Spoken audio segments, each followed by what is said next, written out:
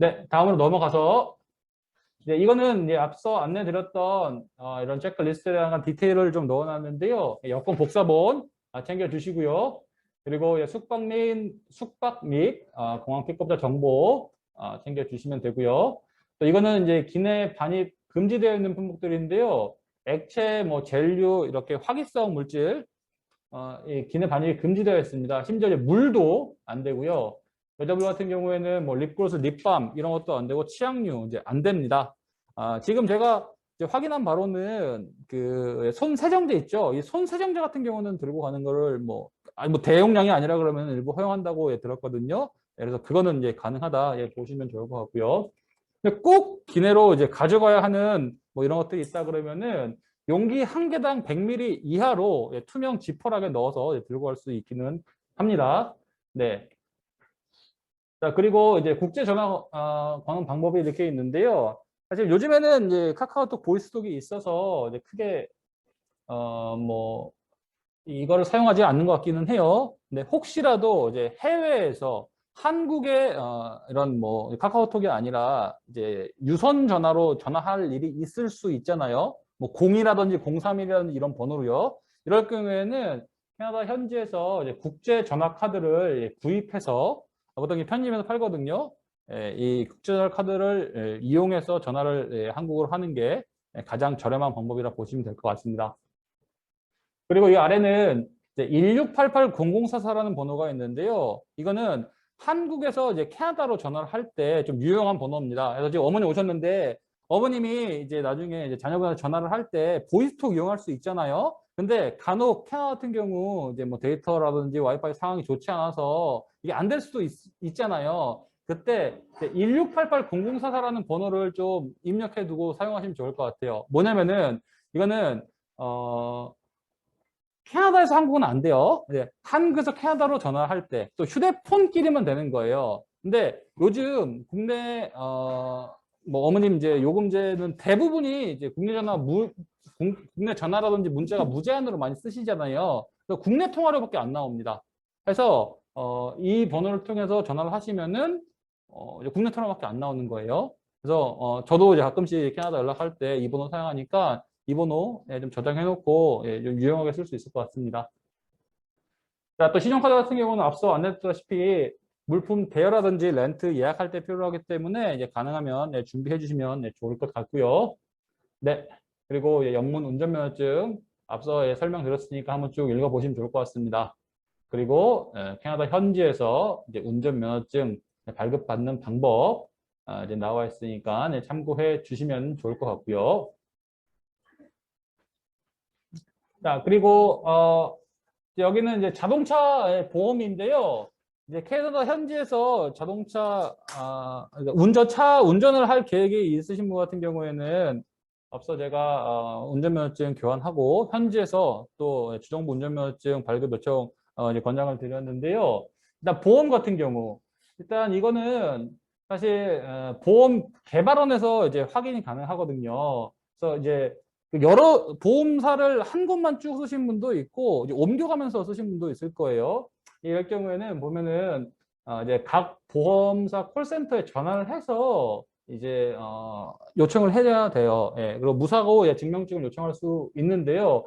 이럴 경우에 캐나다 현지에서 이제 보험 가입하면은 자동차 보험 가입을 하면은 어느 정도 좀 혜택을 받을 수 있다라고 사실 알고 있었는데 또 다시 알아보니까 그렇게 많은 혜택을 못 받는다고 제가 들었습니다. 그래서 이 부분은 제가 다시 한번 더블 체크해서 얼마큼 이제 혜택을 받을 수 있는지 한번 확인하고 알려드리도록 할게요. 네. 자, 그리고 이제 보험인데요. 지금 이제 학생 비자 신청하신 분 같은 경우에는 대부분 이제 교육기관에서 보험을 같이 이제 가입이 되어서 별도 비용이 발생하지 않고 포함되어 있기는 한데요. 일부 학교 같은 경우에는 별도로 보험 신청을 해야 되는 것도 있습니다. 아까 오신 분 중에서 세네카 컬리지 가시는 분이 누구셨죠?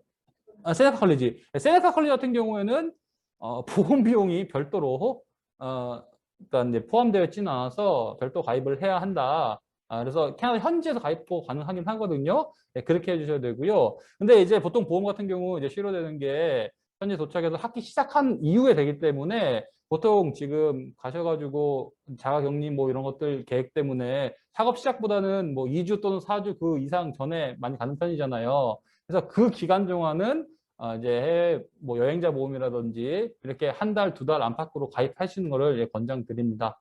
예. 그리고 이제 그 동반하시는 분들, 가족분들 같은 경우에는 이제 교육기관에서 보험이 이제 포함 안 되었기 때문에 어떻게 할 수 있냐면은 한국에서 마찬가지로 이제 한 2, 3개월 정도 이제 보험을 가입하고 가시고요. 캐나다 현지에서 이제 그 해당 교육기관에서 또 같이 그냥 패밀리로 묶어 살 수 있는 이런 보험들이 있거든요. 그래서 그렇게 해서 가입을 해주시면 좋을 것 같습니다.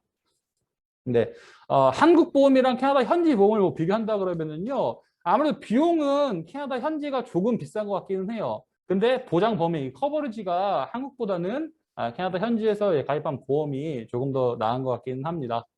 예.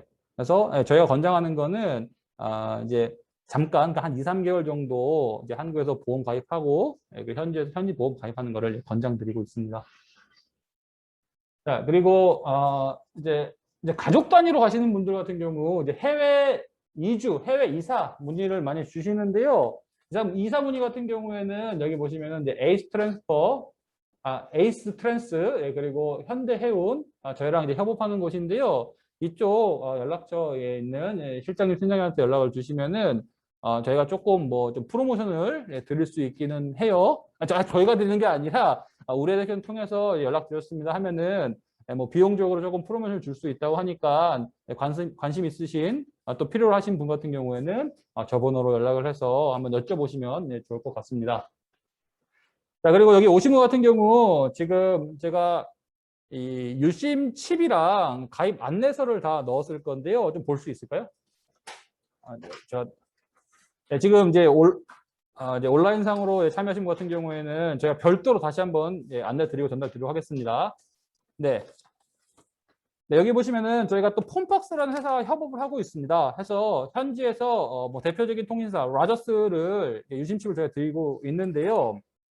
일단 폰박스 홈페이지에 가셔가지고 이제 언어 선택하시고 이제 신카드 보면은 시리얼 넘버가 있습니다. 네, 시리얼 넘버 넣고 그리고 또 언제부터 이거를 이제 개통을 원하는지 날짜를 적게 되어 있습니다. 그리고 이제 결제할 신용카드 정보 넣으면은 바로 이제 가입 개통이 완료된 거고요.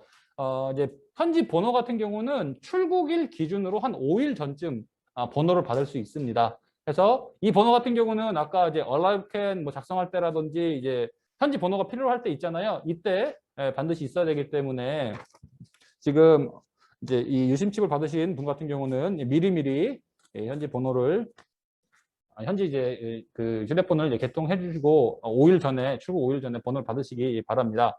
그리고 혹시라도 이제 번호가 이제 못 받는 경우에는요. 여기 이 안내서 중간에 보면은 이제 카카오톡 플러스 친구 검색창에 폰박스를 검색해서 추가를 하시고 이제 문의를 주실 수 있는데요. 이분은 사실 이제 캐나다에 거주하고 계시는 한국 분들이 여기서 서비스를 해주고 계시는 거예요. 그래서 휴대폰 뭐 요금제 변경이라든지 해지라든지 뭐 이런 것들 관련해서 문의를 주시면은 이제 친절하게 응대를 해주시니까 이거를 알아보시고 하면 될 것 같고요. 그리고 또 요금제도 이제 선택을 할 수 있게 되어 있는데 캐나다 내에서도 대부분 이제 캐나다 내 전화, 문자는 무제한입니다. 예, 그 데이터 사용량에 따라 예, 요금제가 좀 차이가 있는데요. 보통은 뭐 35불, 40불 안팎의 요금제를 많이 선택하는 것 같습니다. 네. 그리고 지금 저희가 유심칩이 두 가지 종류가 있어요. 예, 하나는 이제 후불제, 하나는 선불제 이렇게 되어 있는데 차이점은 뭐냐면요. 일단 선불제 같은 경우에는 데이터 사용이 제한이 됩니다. 예를 들어 3기가다. 그러면은 3기가 3개를 다 소멸했다. 그러면은 그 이후에 데이터 사용이 불가합니다. 반면 후불 같은 경우에는 예, 데이터 사용을 계속할 수 있긴 한데요. 이제 캐나다 같은 경우는 한국처럼 이제 몇 기가 남았습니다. 뭐 어떻게 됐습니다. 이런 안내 문자가 없습니다. 그래서 본인이 체크를 하면서 데이터를 사용해야 합니다. 근데 그 초과된 데이터 사용량에 대한 비용이 상당히 비싼 편입니다. 그래서 저희는 이제 미성년자 그러니까 이 데이터 사용 조절을 못하는 미성년 같은 경우에는 선불 유심칩을 권장해드리고 있고요. 예, 성인 같은 경우에는 후불 유심칩 권장해드리고 있긴 합니다. 요금제 자체는 선불 유심칩이 조금 비쌉니다. 예, 그래서 참고해서 이제 본인한테 맞는 유심칩을 받아가시면 좋을 것 같고요. 네, 자 그러면 한국에서 쓰던 휴대폰은 어떻게 하나요? 많이 여쭤보시는데요. 일단 한국에서 쓰는 번호 같은 경우는 뭐 크게 두 가지가 있겠죠. 아예 해지한다든지 아니면 정지해 놓는다든지. 정지해 놓을 경우에는 한 달에 뭐 몇천 원씩 번호 유지 비용이 발생할 거예요. 근데 나중 뭐 한국 들어왔을 때 그 번호를 그대로 쓸 수 있겠죠. 만약 해지를 했다 이럴 경우에는 그 번호는 누군가가 뭐 다른 사람이 쓸 수 있는 거죠. 그래서 이거는 본인 상황에 맞게끔 해지 또는 정지를 해 주시면 좋을 것 같습니다. 그리고 또 여기 보면은 이제 가족 단위로 뭐 가시는 분들 뭐 또 그리고 또 그 현지에서도 뭔가 이제 금융 업무 뭐 해야 하는 경우 이런 것도 많이 하시더라고요. 이제 알뜰폰 같은 거를 많이 가져가시더라고요. 그래서 이거는 뭐 한 달 요금제가 몇천 원밖에 안 하잖아요. 그래서 여기서 공인인증서 뭐 그 로그인 용도 이런 걸로 금융 뭐 이런 업무 용도로 알뜰폰 이게 저렴하게 해서 만들어 가는데 이것도 제가 볼 때는 괜찮을 것 같습니다. 뭐 그런 일들이 많이 좀 필요한 분들 같은 경우는요. 아마 이제 뭐 단독으로 가는 학생들보다는 뭐 가족 단위로 가시는 분들이 여기에 해당될 것 같긴 합니다.